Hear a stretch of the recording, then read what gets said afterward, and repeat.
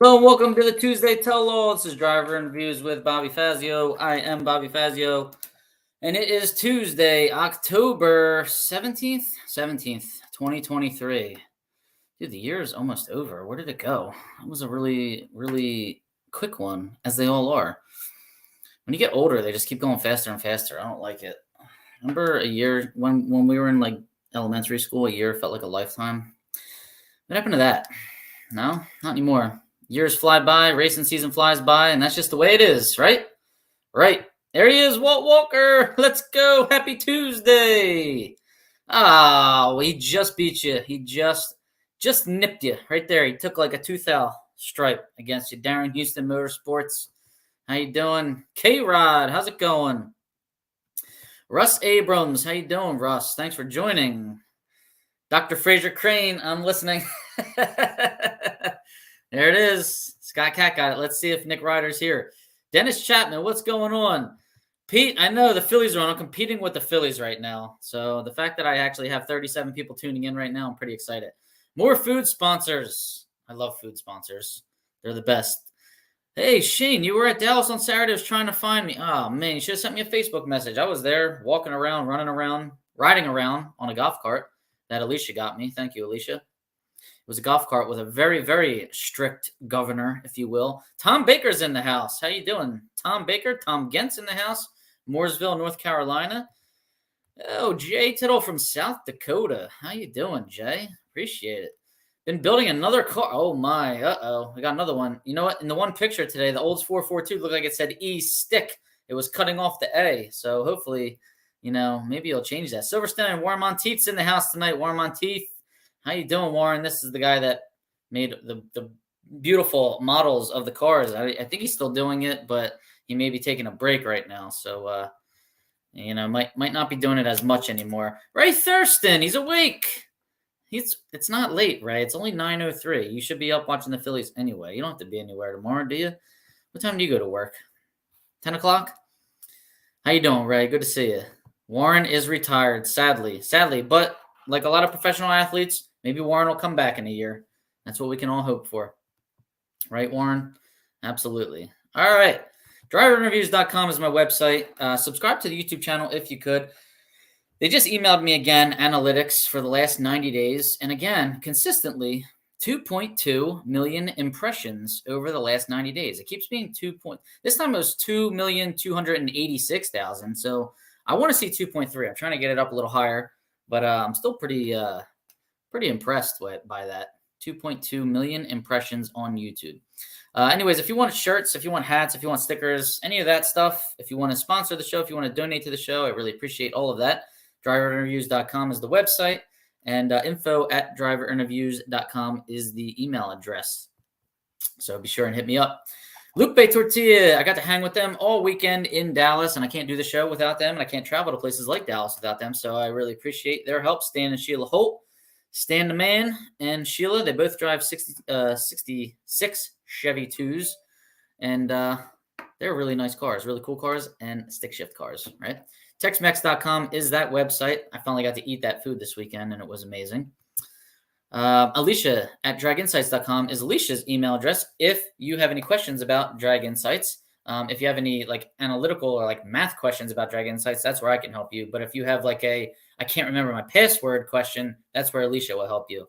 So DragInsights.com, we had a great weekend with DragInsights, signing people up, paying dead on zero at the event down there in Dallas, and increasing the amount of premium and regular members. So we're at almost 1,000 members, I think. So I think when we hit the 1,000th member, we got to do something special for that person. So draginsights.com, get your free membership. What are you waiting for?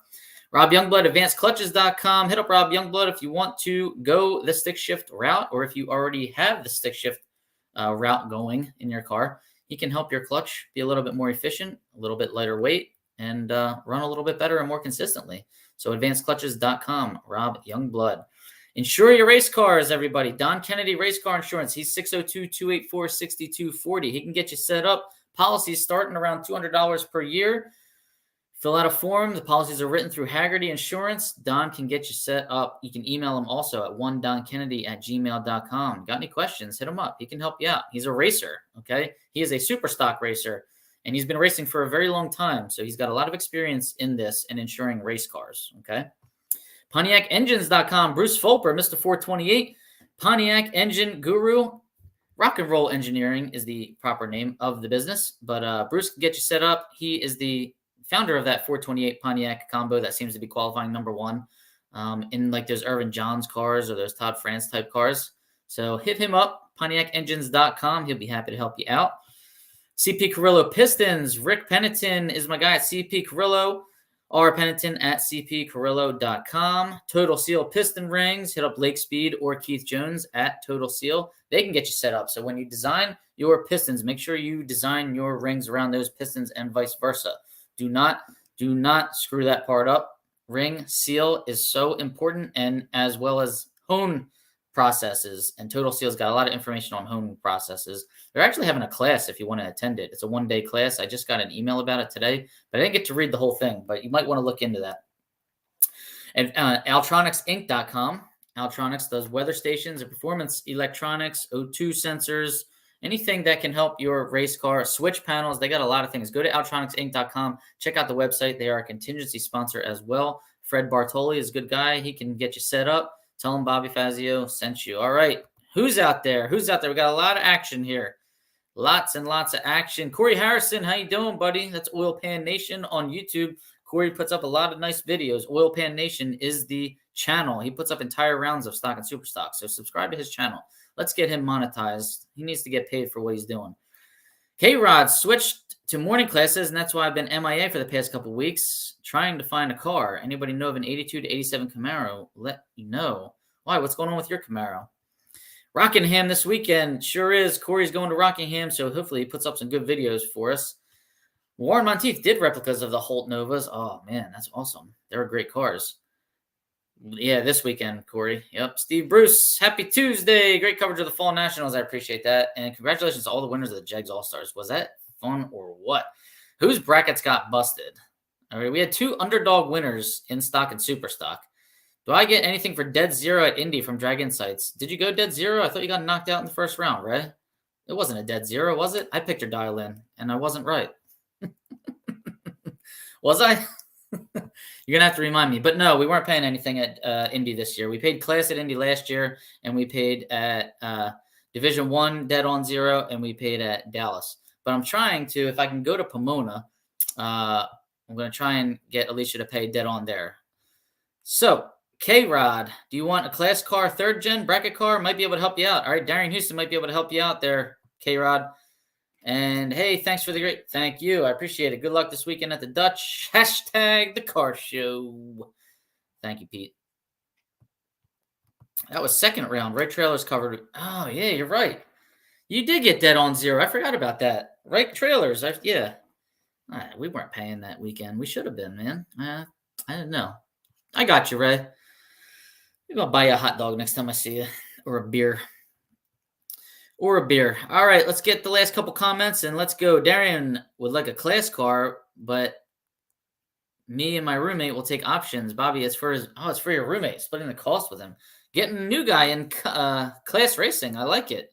Or a gal. If your roommate's a girl or a boy, I don't know, but the fact that your roommate wants to race class is very exciting to me. So I hope that comes to fruition. All right, couple announcements here. We got a few DragInsights birthdays. We're going to start with that. Todd Patterson. Ooh, that's a big name. October 11th. Happy birthday, Todd Patterson. John Irving, another big name in the Mopar world, West Coaster. October 12th. Happy birthday, John Irving. Paul James. October 13th. Happy birthday, Paul James.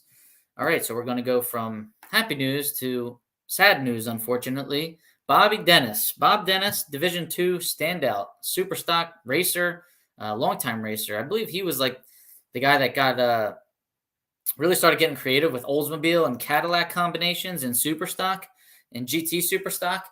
And he passed away recently, so rest in peace, Bob Dennis, and prayers for his family and his wife. I believe they call her Bugs on Class Racer. I saw prayers for Bugs, and I think that was his wife. So sad news in the racing world. Rest in peace, Bob Dennis, Division II standout. All right. Darian, I think that one already came in. And Walt Gamble. How you doing, Walt? Hello to you. Hello to you, too. Okay. All right. First off, I want to thank Mike and Paula Cotton for a very generous donation that they were kind enough to send in recently, and I appreciate. Like I said, I don't hunt for donations, but I definitely appreciate when they come in. I'd much rather you get a shirt from me or a hat or something like that. I want you to get something in return. But when a donation comes in, I can't help but appreciate that and feel very, very flattered that anybody would do such a thing. It definitely helps me out a lot and helps me keep going with this. I am in knee deep now. I don't even know how I could stop, even if I wanted to. But yeah, I appreciate that. Thank you very much, Mike and Paula Cotton. I also got to thank the Lupe Tortilla team for feeding me every day this past weekend, for letting Alicia and I set up our base there at their trailer at their pit spot and letting us sign people up for DragInsights. It was a great time, and it would not have been an enjoyable experience as enjoyable if I did not have that home base there. They are the absolute best, most generous, people I know at the track. I mean, to the point where I feel kind of bad. They're just always entertaining people and always taking care of people that I hope they have enough time for themselves, But thank you, Lupe Tortilla, for that. They were sponsoring the scoreboard there at Dallas. I guess they purchased that left lane there, and it was a really cool accomplishment. That company started in 1983, and 40 years later, 2023, he's got the scoreboard out there. So, right? Ain't that's America right there? Go for it. Go for your dreams. Anything can happen in this country. It's the land of the free, home of the brave, and the land where dreams can come true. All right. If you work hard enough, you can make it happen. Pete Lanciers from the left coast. How you doing, Pete? Walt Gamble, you raced Mr. Bob Dennis. What a terrible loss. I know. Awesome people, but you deserve it, Bob. We appreciate what you do. Thank you, Ray. I appreciate it, buddy. Fast Eddie is in the house. Fast Eddie is overseas, and we are hoping he is safe wherever he is. Hector Arana Jr. was kind enough to give a shout out to Fast Eddie because he's the biggest fan. So I told Hector, I'm like, hey, our friend Eddie is overseas, and it'd be really cool if you could just give him a little shout out. So he did that. I posted it, and I thought that was cool of Hector Arana. I think he made it to the semifinal. So good karma for him. Denise Houston tuning in. How's it going? Awesome coverage. You remember to set your alarm clock and make to the track earlier on Sunday. I did, but I didn't have to be there early on Sunday because they didn't start till noon. They started at 8:30 on Thursday, I think, and Friday. But then on Thursday I started at 8:30. On Friday and Saturday I started at 8. It started earlier. And interesting story, and then I'll get to the results, I promise. Interesting story. So I'm staying at a Airbnb not too far from the track, about 5 miles from the track, which is probably closer than most hotels in that area.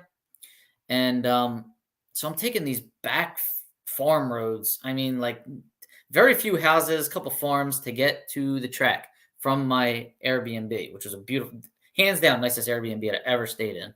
It was like a pool house. It was like a Fresh Prince of Bel-Air pool house. And it was a great price, and it was just an awesome place. Anyways, I get stuck 2 days in a row, Friday and Saturday, get stuck in front of this one farm. It's got the dogs. I think they were like herding dogs. Like I guess they keep the cattle where they're supposed to be, but they were they were in the street. All right. And these dogs were faster than this piece of crap rental car I had, this Toyota Corolla. I couldn't shake these dogs. This one in particular, the one would just bark from the side. The one was just like talking smack from the side, but the king was like in front of my car. And if I would try to go right, he was trying to go right. If I tried to go left, he was trying to go left, and he was barking at me the whole time. So I'm like, all right, Dad, you distract him. Put your window down, but not all the way because the thing might bite your arm off. Snap your fingers. Get him to go to the side. As he would go to the side, I would try to gun it, and the dog was too smart. He would be like, nope, and cut in front of me. I wasted 10 minutes the first day at this thing just trying to get around this damn dog, and I couldn't do it. 10 minutes the first day, and then I was like, all right, I can't go that way. I finally shook him. I finally he finally zigged when I zagged, and I got around him. He chased me, but I pulled away. Finally, my Corolla got into like high gear. So I'm like, all right, maybe that was just a fluke because I went this way on Thursday and that didn't happen. Well, again, on Saturday, same dogs were out there. And this time it took me like 5 minutes. It didn't take me quite as long, but I couldn't shake this dog. And I was afraid like somebody was going to come out of that farm with like a shotgun or something and start shooting. So, So on Sunday, I didn't go that way. I took the high. I went all the way around town and didn't have to deal with those dogs. But that's why I was late on Friday and Saturday. I got there as stock was already running. So for the people that are making fun of me for not being able to wake up on time, it was these dogs, these big white dogs that look like sheep or something. I don't know what they were. They were barking really loud. All right, that's my story about that. Sorry. All right. Thank you, Eddie. I'm glad you enjoyed that. So sorry to hear about the passing of Bob Dennis. Did a set of 520 heads for my best friend Chevy 2 he had back in 1990. Not to brag, but congrats to D3 on the Jegs team win. I thought D7 won. Good job. I know, right? Thank you. Great time with you, Alicia, and especially Bob Sr., right? My dad had a great time. He was in his element. Hello, Ennett Morris. Thanks for tuning in. I appreciate it. Back in 2012, Hector Sr. wished me luck at Maple Grove golf cart race. It was great. I remember that. I was there, and that was awesome. I thought it was Hector Jr., but it was Hector Sr., and you were doing really well at that race. Checking in a little late, but Tom is here. Tom, you haven't missed anything. I've been yapping. Ray Thurston, yeah, it was serious. Them dogs were not letting me by. They just wouldn't. I needed to throw some food out. D7 did win the Allstars. All right, I'm correct. Oh my goodness. All right. So that was the dog story, and that's why I was late to stock. They didn't mess around at that track. I mean, 8 o'clock, they were running, and I could hear you could hear the cars from the Airbnb. So I was like, oh, come on, you got to be kidding me. What happened to the 9 o'clock start? Anyways, all right, let's get into some of the stuff here.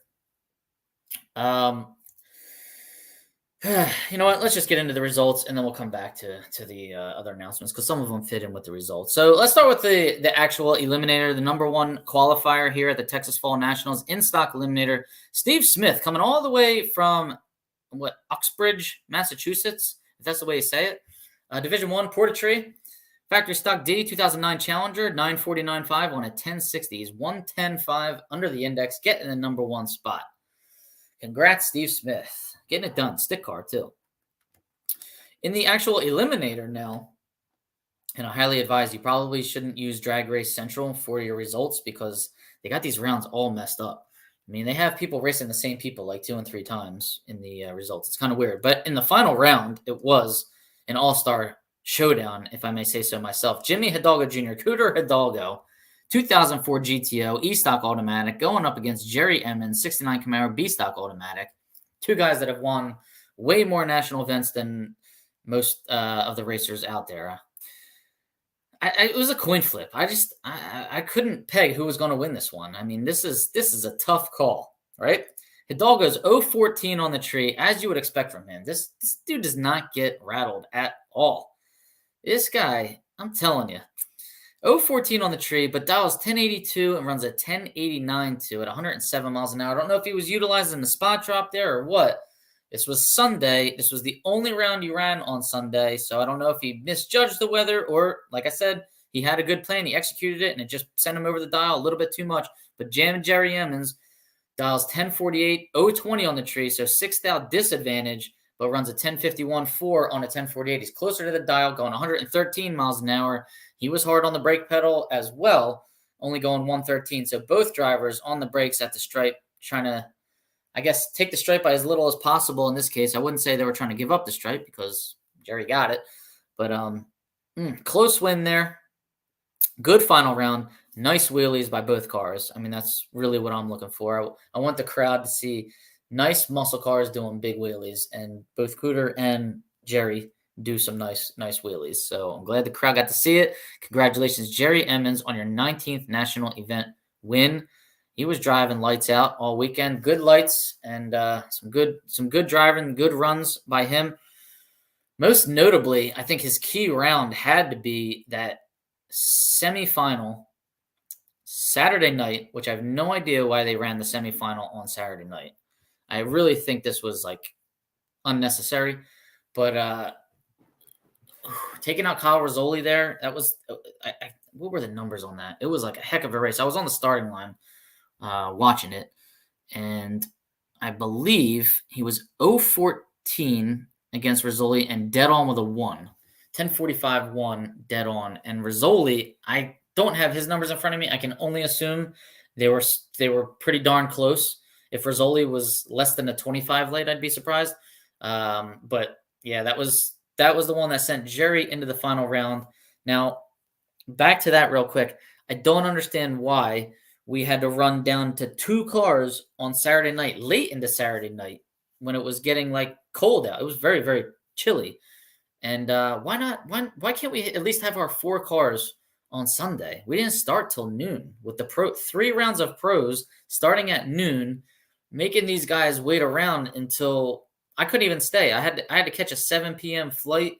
I left the track at 4 to return the rental car around like 5, something like that. So by 4 o'clock, I don't think they had run. I was in line in security at the at the airport when they ran. I was watching it on my phone. So I'm glad they got to run in front of the crowd before the pro finals. I just thought it was a little unnecessary to have them down to 2 cars and make them wait around till like 4 o'clock to do it. What do you guys think? Let me know. Okay, let's see. Where are we? All right, Super Stock. So congrats, Jerry M's 19th national event win. Congrats, Cooter Hidalgo, on your runner-up. Super Stock, Jay Story, Factory Super Stock D, number 1 qualifier. It's a 2022 Camaro. He's out of Andover, Kansas. 888.3, pretty fast, on a 990 index, going 1017 under the index. In the Eliminator, now, if you watched our myself and Walt Walker, I'm not a very good English teacher, right? Walt Walker and I did a podcast on Friday before the race, picking our Jegs Allstars. Walt said the world owed Tyler Wlodarczyk. He thought Tyler was going to win the Jegs Allstars. Well, he didn't win the Jegs Allstars. He did win the Texas Fall Nationals, though. So I got to hand it to Walt Walker picking this winner here. So Tyler Wlodarczyk, GTM automatic, 1986 Camaro. Not really sure which combo, but I'm sure Walt Walker knows. He got the win over Vic Penrod in the 69 Camaro Superstock C automatic. Vic was 009 red, ran 934.5 on a 933. Tyler ran a 1036.7 on a 1040, so it was breaking out by 33 thousandths. That would have been an interesting race down there. He was 032 on the tree, so if Vic was green, I don't know what could have happened there. But congratulations, Tyler Wlodarczyk. That is his 6th national event win. Nice car, very clean Camaro, nice wheelies. He does some nice wheelies. And Vic Penrod's car, I mean, that's just a hashtag the car show all the way. 69 Camaro, big block, Superstock, C automatic, I believe a 427 cubic inch. So even cooler, right? Yeah, I know. The dog did. It wanted to come to the track with me, or it wanted to bite my head off. Packed up and leaving for Rockingham in the morning, 670 miles for a points race. Wow. Good for you, Casey. Be safe. Hello, so fun hanging out in Dallas. Paula Cotton. How you doing, Paula? It really was. Thank you very much for your generosity, and it was great seeing you guys. What are my thoughts about the final in-stock eliminator at the top end? I was in the airport, so I didn't get to watch it live at the track, but I checked the video out later, and I did see the Emmons car hit the brakes and got a little squirrely there. So I saw people arguing about that, if it's safe, if it's not safe. That's a tough call. I mean, I don't know what the rule is, as long as you don't cross the center line and hit the wall. I guess it's not a DQ, or if there's no smoke that comes out, it's not a DQ. So it was, the car went a little sideways. So yeah, it's not the safest condition in the world. But I got to think Jerry's a pretty good driver. He's been doing this a long time, and I got to think that he's in control of that car every time he goes down the track. So I'd like to see every car go through the finish line perfectly straight and not, getting sideways. But I think he's okay there, and I think he probably won't do it, again. So I'm not going to take anything away from him. He drove his butt off this weekend. So that's my thoughts on that. Probably looked at the wrong post. Well, I don't know. Anyone see the video on that? On what, that final? That was the one I just talked about, or the other one? Rizzoli was 0-34 against Emmons. Okay. Yeah, that was a heck of a race. Jerry's key round was going red second in a heads up round one. Yeah, he did have a head. There were four or five heads ups in the first round of stock eliminator. How about that? Now, unfortunately, they were all uneventful. I had my camera ready for all of them. Every single one of them was a red light. I'm pretty sure one of them might have been a green light, and it was a pretty wide margin down at the finish line. But all the key ones were all red lights. He didn't smoke the tires. Okay. And yeah, he is very good at what he does. He is. They're just. He's a great guy. They're good people. It's a good family. I love their presentation at the track. They really bring a professional element to the sportsman level of racing. They're all in uniform. The cars are all spotless. Their rig is spotless. Like, the cars are all lined up, all on like a nice slant, and it's just, they put a lot of like time and effort into what they do, and I think it looks good on us, because people are always coming by. They got all them 69 Camaros there. They had convertibles. They had that beautiful car that Lee Zane was driving. I don't know if anybody saw that orange Camaro he was driving, vinyl top. I mean, there was a lot of people checking it out. Okay, so I got through the results there. Let's get to the Jegs All-Stars in stock and super stock. I don't have all the Jegs All-Star results, but how many people's brackets, like how many people picked the heavy favorites were, and based on the math, based on the stats, and based on, over 100 people picked on the DragInsights forum, and that doesn't count the people that picked in person with the paper. And Jeff Lopez was the heavy favorite in stock. Ryan McClanahan, heavy favorite in super stock. Joe Sorensen shows up in L stock automatic, which me, just in my little brain, was thinking, man, why is he going to run L stock automatic? Why not at least run F stock automatic? I mean, give you a little bit better chance, in my opinion, as far as the bracket race is concerned. But so I had pulled his stats in F. When I changed them to L, because he showed up in L, I had to change them on our voting website. His win percentage and average reaction time in L was actually significantly better than it was in F. So I was like, all right, well, his stats are better in L. Maybe that's the way to go. Well, it proved to be the way to go, because Joe Sorensen got the win, and in an exciting final round, I might add. He's 001. This is an L stock automatic 69 Camaro, 352 barrel car. Dials 1160, runs an 1161 with a 7, an 18 thousandths package against Jeff Lopez, factory stock C 2016 Copo. Lopez dials 935, runs 935.4, dead on with an 024 light. 024 and dead on with a 4, and you're locked out of the race. How about that? So congratulations, Joe Sorensen, the Sorensen brothers, out of the state of Washington or Oregon. I forget which state. They're over there in Division 6. Somebody knows where they're from, let me know. But congratulations, Joe Sorensen and Hal Sorensen, on that win. That was pretty amazing. Super stock. How about this? Mike Crutchfield is in the final round. Yeah, but Bob, didn't Mike Crutchfield lose to Ryan McClanahan in the first round of the Jegs All-Stars? Yes, he actually did, right? However, there were tech inspections before the All-Stars race began and during the All-Stars race, after eliminations had begun. Okay, so here's what happened. Crutchfield raced McClanahan, right? I'm 99% sure that's who raced each other. Yeah. McClanahan got the win convincingly. McClanahan was the heavy favorite. He had a good light there. I think he was probably right on his number. He's going fast, like 820s or something like that. They pulled the racers off the side of the track after, in the shutdown area, and they were checking their carburetors, and they were checking their wheelbase. And according to Ryan McClanahan himself, his wheelbase spec in that Cobalt that he's running is 103.5 inches, and his measurement came out to be 102 inches even. So he was short by 1.5 inches. The rule book, as I understand it, allows for plus or minus 0.5 inch. So if he's 103.5, he's allowed to be 103 to 104 range.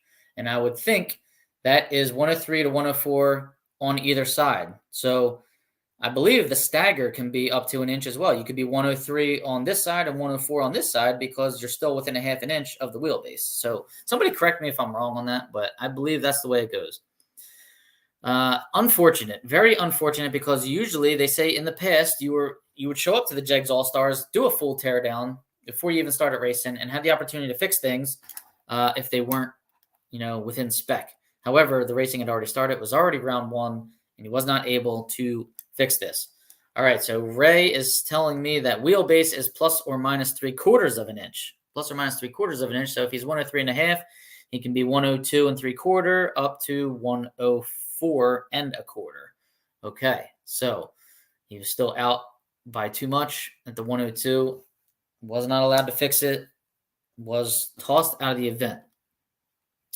This is a topic that was being debated a lot there in the last couple days in Dallas. Very unfortunate. This poor guy drove all the way from California to Dallas to compete in the Jegs Allstars, and to have it end like that was very, very, sad. It's hard. It was tough to watch. I would have been heartbroken. Now there's some people are saying, well, that's the racer needs to know what their wheelbase is. And some other people are saying, well, Tex should have checked that stuff before they started racing so he could fix it. I mean, the arguments could go on forever.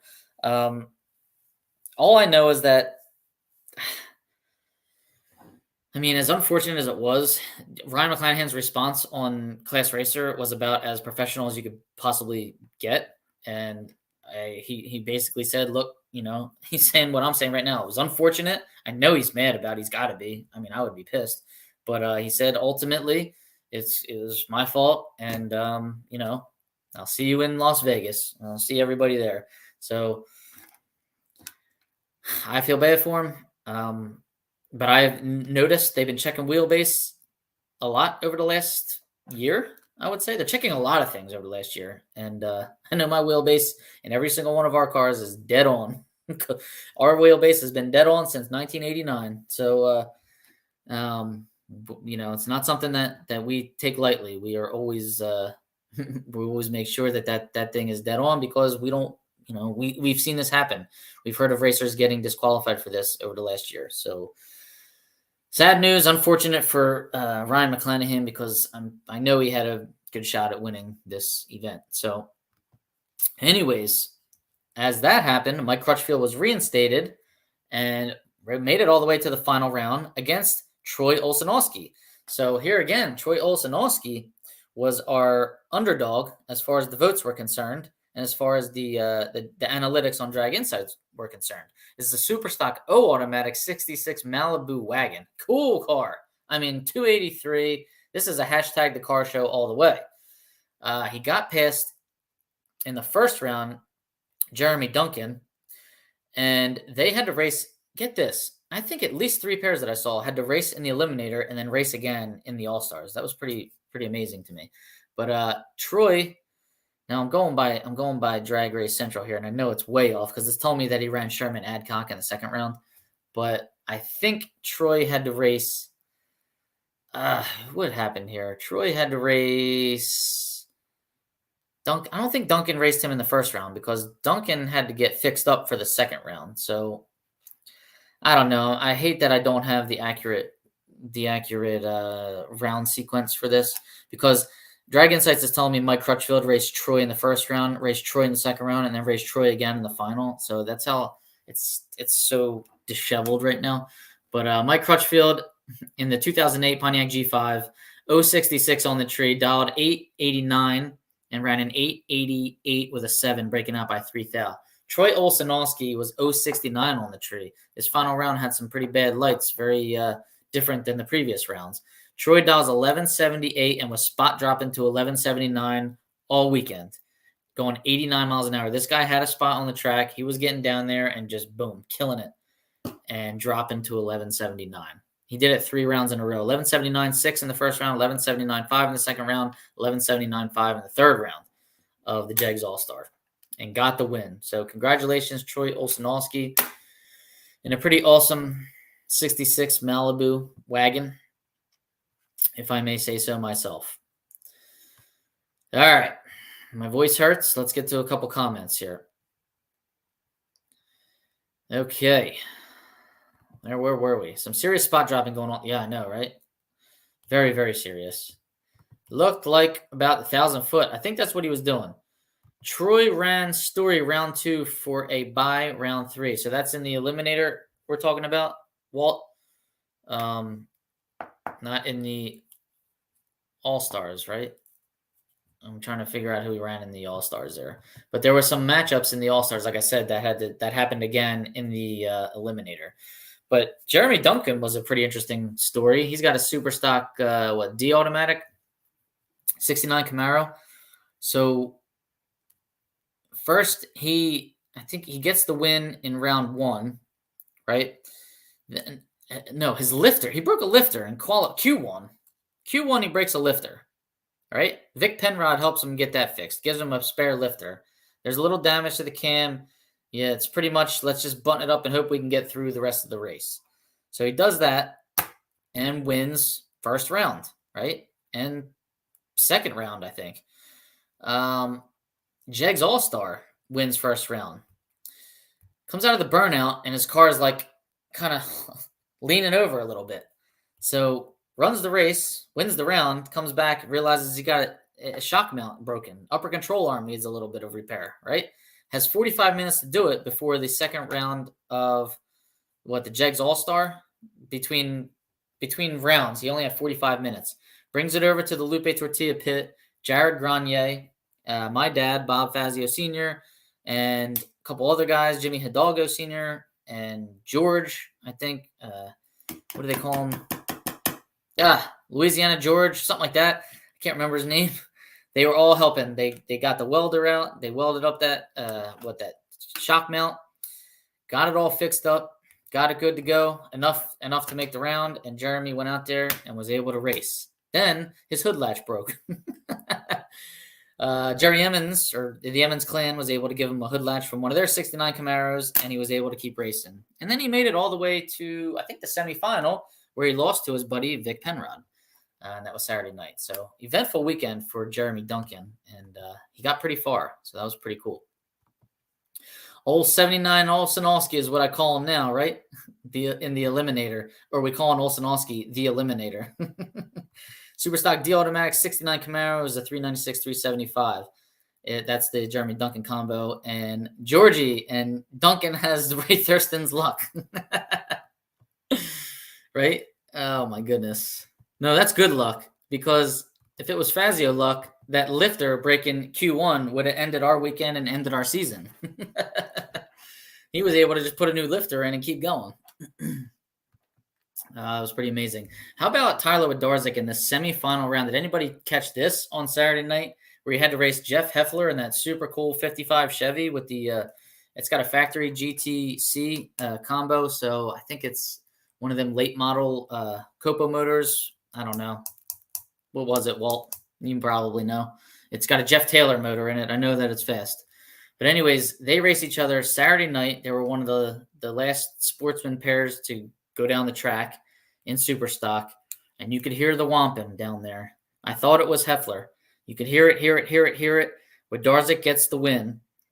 Jason Galvin was making the call, and Jason Galvin was like, Tyler Wlodarczyk just won by 8 800 thousandths of a second down there at the finish line. Wow. He said, I think I just failed algebra trying to decipher the margin of victory for that. So 0.00008 was the margin of victory. Whew, a strike margin of that. So if we found out how fast, if Wlodarczyk crossed first, we need the speed of Jeff Heffler. So I think it was about, 125 miles an hour. I ran the math real quick, and I came up with a little more than 1/8 of an inch. So that's how close that race was. Could you imagine? And Heffler's got a 55 Chevy sitting up this high, and Wlodarzyk's got an 86 Camaro that's probably sitting all the way down here. So could be the case where Heffler thought he had a wheel on him, and his wheel wasn't clearing the bumper of the other car. So how about that race? That was amazing. All right. As far as the DragInsights picks go, nobody got all 8 of them right. We were looking for somebody to get all 8 right so we could give them a free 1-year premium membership, which would have been cool. But you know what? That's going to be a lot harder than I thought. Division 1 struggled down there, my division. So it was kind of painful to watch. I saw a lot of them going out in first round. I think Brandon Miller did pretty well for us in like top dragster, top sportsman. But other than that, it was pretty tough down there for us. Division 7, I'm trying to figure out how they won because Division 6 won stock, Division 6 won super stock, and I thought Division 6 won comp, but I could be wrong on that at this point. I know Chase Williams won comp, so what? I don't know which division he's in right now, and of course I don't have it in front of me. So anyway, some Division 7 won, so I don't know. I don't know how the math added up, but I didn't try to add it up yet, and maybe I will one of these days. As far as dead on the dial goes, going dead on with a 0, Jeff Longany did it in super stock. Now, I was told 2 racers did it in stock, but they didn't have the decals on the car. And I ran around the lanes for all of qualifying and all of first round, throwing decals in people's cars and telling them, hey, DragInsights is paying dead on 0, dead on 0, dead on 0. Get the decals on your car. Make sure they're on there before first round. I was saying that on Thursday because they were already in the lanes. I was like, here's the decals. Don't worry about putting them on right now. Just put them on by tomorrow. Okay. So as far as I know, nobody in stock won the award, but super stock was Jeff Longany. And we did a funny picture where all 3 of us were holding the $100 bill, and we accidentally ripped it in half when we did. So poor Jeff Longany's got to tape that back together, and it should still be valid currency, right? A $100 bill or any kind of dollar bill when it's ripped will be taped it back together is still good to go, right? Chase Williams is D4. That's what I thought. I don't know why I was thinking he was a D6. D4 won super comp. D4 won comp. What did D7 win? Did they have that many round wins? Maybe they were just semifinalists and everything. I don't know. Anyways, getting ready for the Fall Classic this weekend in Indy, right? So that's where we're headed this weekend. We have the Dutch Classic at Maple Grove, which is the biggest open in all the world. Usually gets like 100 stockers, 100 super stockers. I don't know. The forecast looks pretty good this weekend, but there is a race in Rockingham. There's a divisional down in Rockingham, Division 2. So we got Rockingham. That's in North Carolina, Division 2 this weekend. I believe that's just Saturday and Sunday. The Dutch Classic is Thursday, test and tune, and then Friday, qualifying or time runs. Saturday, class eliminations and Hemi shootout, and then Sunday, eliminations. I actually have that flyer here if anybody wants to see it. I hope you guys can all make it. I wish they would do a carload deal here.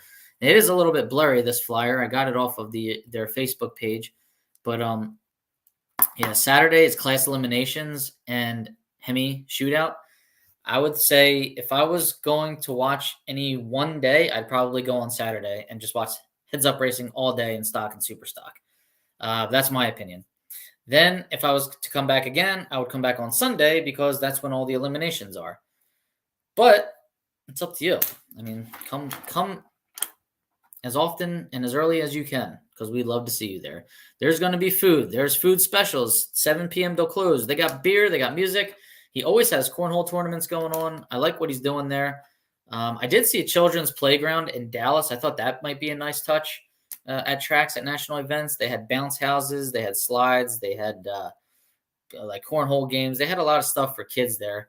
The basketball, like the big inflatable, like basketball shooting game. So it was pretty cool. I think maybe I'll pitch that to Maple Grove. Maybe they'll be interested in doing something like that next year. I really want to like make our divisional super cool next year, and I'm going to try and get on that. So Dutch Classic this weekend, Maple Grove Raceway in Pennsylvania, Rockingham, Friday and Saturday is the divisional. Sunday is a national open.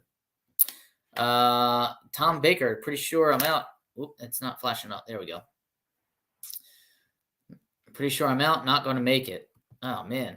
Rockingham's Friday, Saturday, and Sunday is a National Open, so it's a 2-for-1 deal. That's pretty good. It's going to be cold in Indy in the 30s. Wow. Will the Jegs All-Stars be in Texas for next year? I think so, because I thought when they took pictures and they had a whole stage presence. The Jegs All-Stars got treated like royalty this weekend. I really liked it. I got to commend NHRA and Jegs for it. Gave them an autograph signing session in the town that night. Gave them a happy hour in town that night. I think they all got shirts. They all got hats, trophies, jackets, I think. They got to be on stage. I think their rounds are on TV. I guess we'll find out soon enough. They had a Texas Longhorn, which I've never seen one of those in person before. That thing had to be heavily sedated because it looked like it was sleepwalking the whole time, and probably for good reason, because those horns were like way out here. And if you made a sharp turn, probably somebody was going to get impaled. But anyways, Billy Meyer came out on stage and said something about a long-term family deal, and I thought they were talking about Jegs All-Stars. So in my opinion, I think the Jegs All-Stars are going to be there for a long time. Is it in the center of the country? Not really. Is it the best place for it? I don't know, but that's where it is right now, and hopefully it just keeps going because I would hate to lose it. But yeah, that's like the greatest. That's the new goal for me in drag racing, is to try and make it as a Jegs All-Star, because the treatment that you got was like so cool. I had a breakfast for them too. I almost forgot. So they had a lot of cool stuff for them, and paved pit parking. And if you have ever been to Texas Motorplex, you definitely want paved pit parking, because it really is dusty there. And there is a whole section of pits in the back that is like all dust. I rode through it on the golf cart, and I felt bad for those cars that were parked out there. I saw beautiful cars just covered in dust, and trailers and all my stuff. I had my bag, my computer, and everything is like, this computer is still covered in dust. I'm like still wiping it off. So yeah, they were right.